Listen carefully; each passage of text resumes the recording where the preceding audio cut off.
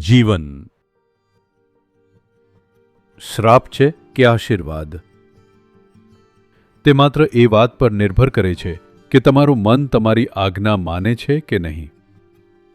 તમને રોકનાર બસ એક જ વસ્તુ છે કે તમારા મનને જાગૃત પ્રતિસાદમાં રાખવાને બદલે તમે તેને વિવશતાભરી પ્રતિક્રિયામાં રાખ્યું છે.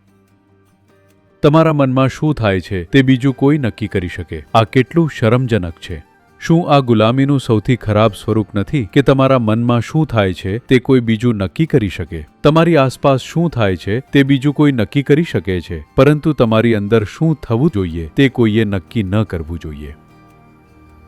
જો તમે આ એક કામ કરો કે તમે તમારા જીવનની દરેક પળે વિવશતાભરી પ્રતિક્રિયામાંથી બહાર આવીને જાગૃત પ્રતિસાદ આપો, તો તમે જે ઈચ્છો છો તે જ થશે. જો તમે વિવશતામાં પ્રતિક્રિયા આપશો તો બીજું કોઈ જે ઈચ્છે છે તે થશે. આ તમારી પસંદગી છે.